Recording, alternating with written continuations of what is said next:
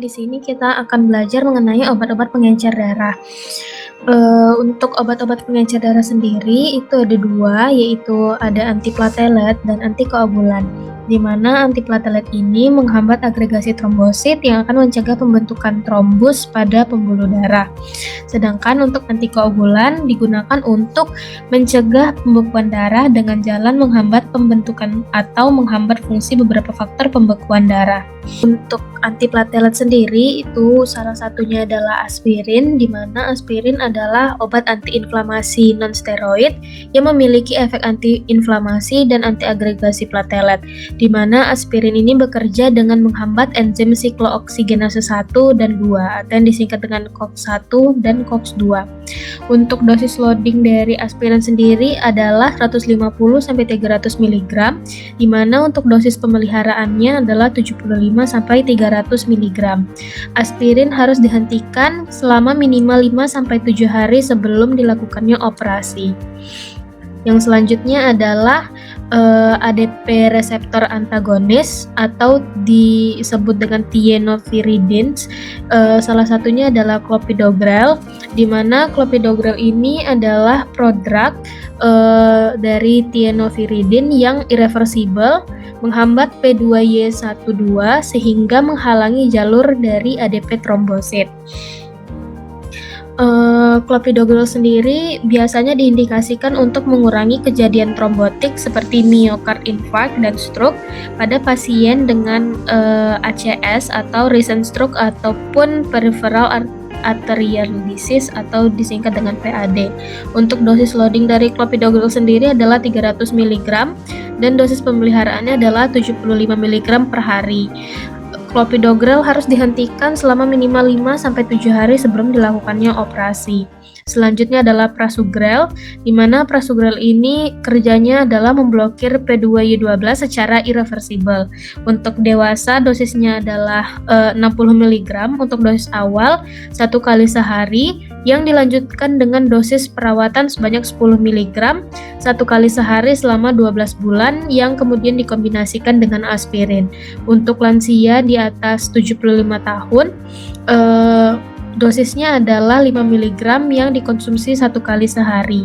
Prasugrel dihentikan 7 hari sebelum dilakukannya prosedur operasi. Selanjutnya adalah ADP reseptor antagonis non-thienopyridines, yaitu ada ticagrelor, di mana ticagrelor ini menghasilkan penghambatan P2Y12 yang reversible dan tidak memerlukan aktivasi metabolik.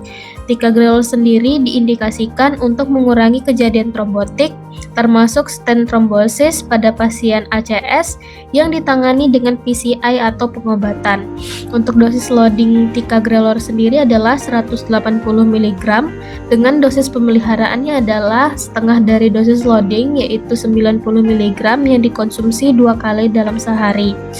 Kita harus hentikan ticagrelor selama minimal 5-7 hari sebelum dilakukannya prosedur operasi. Selanjutnya adalah cangrelor. Cangrelor adalah parenteral reversible inhibitor dari P2Y12, di mana obat ini mempunyai onset of action dan offset yang segera dalam waktu 1 jam. Untuk dosis dari cangrelor sendiri adalah 150-300 mg. Untuk dosis pemeliharaannya adalah 75-300 mg. Hentikan cangrelor juga selama minimal 5-7 hari sebelum dilakukannya operasi.